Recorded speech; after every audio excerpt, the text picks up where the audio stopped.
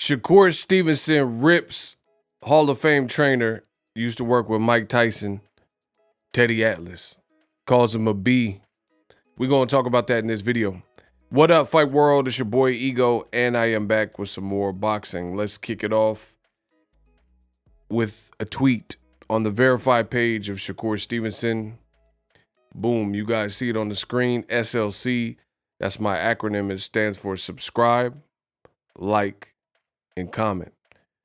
So you guys see it says, Teddy Atlas is a B. That's a BZ. B-I-T-C-H. Says Teddy Atlas is a BZ. He been hating on me my whole career, but he praises Lomachenko like he the best fighter he ever saw. Dude is a weirdo, and he always been one.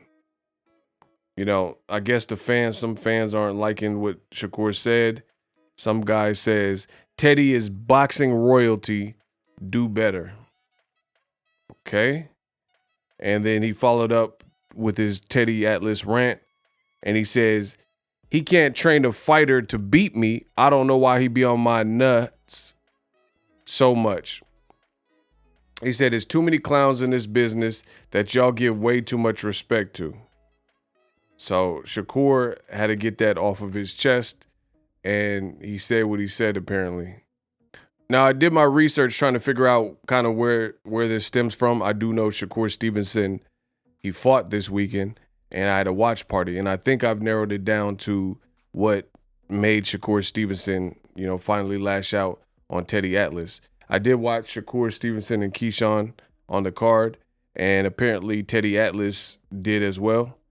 And he basically said he was bored and almost regretted staying up. He almost regretted staying up for the fight. So let's look at what he says. Wonder when executives realize that Bob Arum has turned ESPN into a farm system to sign and build stable at the expense of the audience. Oh, wow. And he says Stevenson CONCEICAO. So, and keep in mind, Teddy Atlas used to work for ESPN. He also says, how about Top Rank changing its name to Snooze Rank? I think with that, I'll say good night. So he didn't like the feature presentation, it sounds like. How about Top Rank changing its name to Snooze Rank? I think with that, I'll say good night. And it says hashtag Stevenson CONCEICAO. So he's definitely going in on Shakur's performance. Not even in there with Bob Leonard. All right, whatever that means. And yeah, sure, again, it says, and yeah, again, sure, he has talent, but can they also tell you he's not in there with Ray Leonard, or are we dumb? So I don't know if he's challenging the competition that Shakur is fighting. Teddy Atlas says, I don't need these commentators to tell me he's talented, plus he controls the range, but he's not exciting. So he's saying Shakur ain't exciting. Oh, he has a, are you guys awake? Damn, he is going off. I didn't know this is a freestyle video, FYI.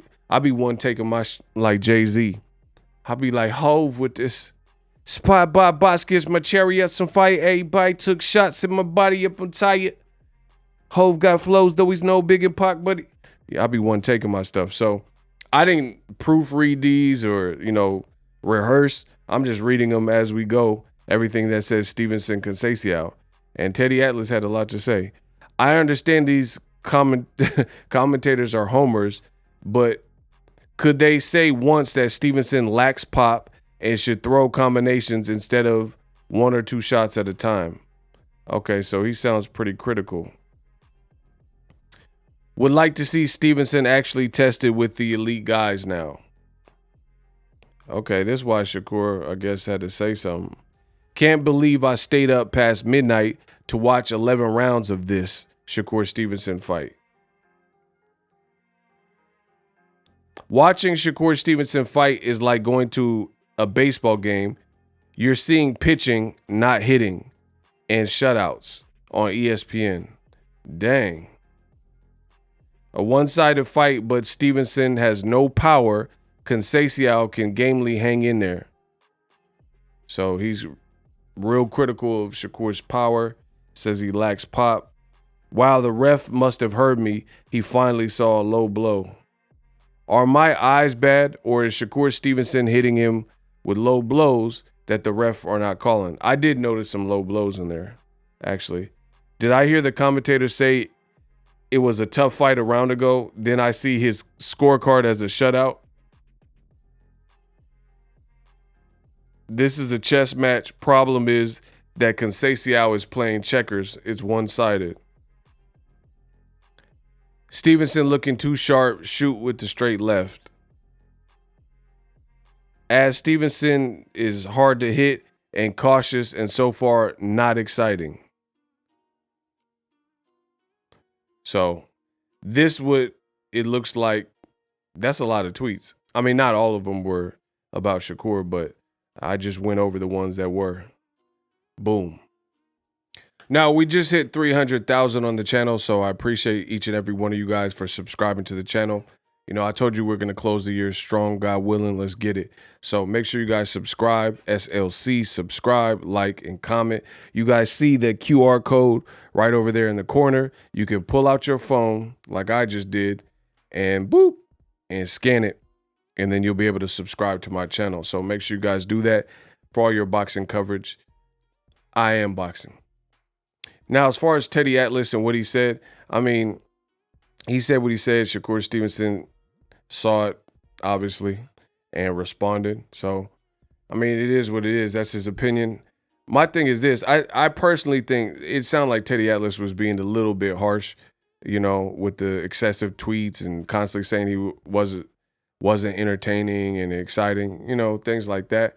And then Shakur pointed out the fact that he acts like Lomachenko is the best thing since you know, the invention of the iPhone.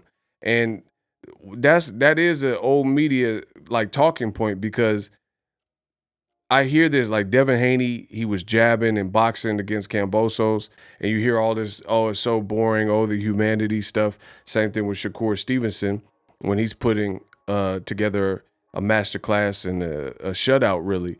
But then Lomachenko fights Anthony Corolla, and fights like that are boring to me, and Jose Pedraza.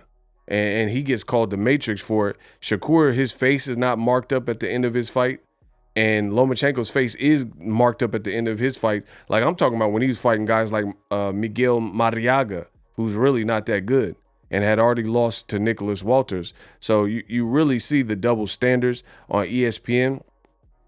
But, you know, at the same thing, this is what Shakur Stevenson picked. Like, he didn't pick, you know, Teddy Atlas is no longer with ESPN, but he picked Top Rank, and then his fights are on ESPN.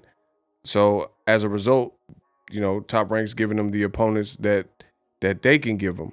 But if he was with, let's say, PBC, obviously fights like Tank Davis and, you know, maybe some other fights that would be able to showcase his style versus other popular styles or popular names, like Shakur Stevenson versus Esau Pitbull Cruz.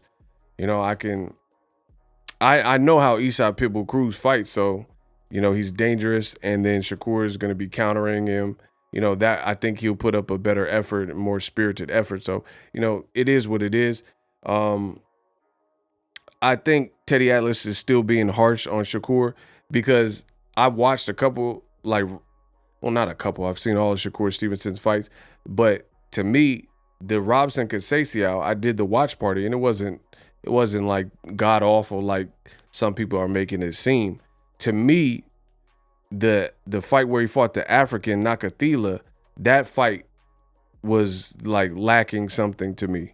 You know what I mean? But against Robinson Conceição, that's a gold medalist. Robinson Conceição, he kept trying the same move to no avail, and Shakur pieced him up. But he, you know, he was offensive minded. He was trying for the knockout. He couldn't get it. Maybe he, you know, he can chat with Terrence Crawford, because I really feel like Crawford's style is kind of rubbing off on Shakur and Keyshawn, because that's like big bro. So maybe that has something to do with it.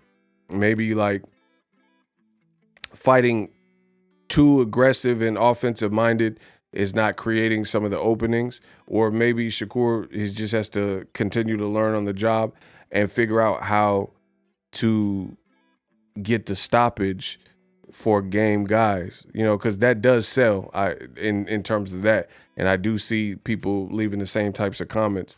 So, you know, it's just it's a learning process. But my thing is this, I'm not going to overly stress that. You pitch a shutout, you pitch a shutout. Winning is winning. You know, I'd rather win than lose, you know, because there's other people like, let's say like El Rayo, he put on a great, exciting fight, but he also lost. And that's a major setback versus Shakur. You know, people are like, oh, I wanted to see a knockout or several knockdowns, or you should have put this guy out. But at least he didn't get upset by some guy, you know, that he's not supposed to lose to. So it goes both ways. Let me know what you guys think. Drop your thoughts in the comment section. Again, subscribe to the channel. I'm truly the best in the business. It doesn't look like Shakur will be on the Teddy Atlas podcast anytime soon. Let me know what you guys think of this whole interaction between the two. Who's in the right, who's in the wrong? Drop that in the comment section and subscribe. And I'm out. Introducing Super Thanks.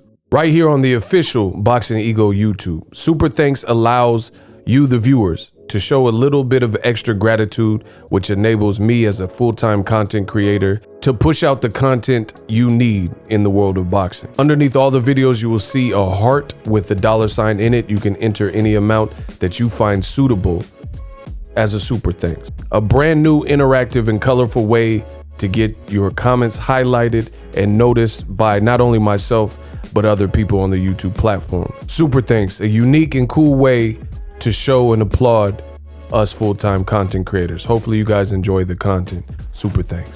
The future is now. The Hibernation 5s by Kenichi Bear. Hybrid gaming and lifestyle headphones. Out of the box, you can connect to any console or PC. Bluetooth ready with a low latency USB adapter, color RGB, and extreme bass mode. The Hibernation 5s adjust to you. Whether you need a gaming, travel, gym, or lifestyle headphones, the Hibernations got you covered. The new Hibernation 5s, link in the description. Customize the way you hear the world. Welcome to the nation. Are you tired of your YouTube videos not getting any views? Well, consider TubeBuddy. I've used TubeBuddy for years to scale up my YouTube channel. Now we're sitting over 200,000 subscribers. TubeBuddy is a browser extension that offers a ton of built-in productivity and time-saving services to take your channel to the next level. Use my link in the description to get started with TubeBuddy and level up your channel faster. We work.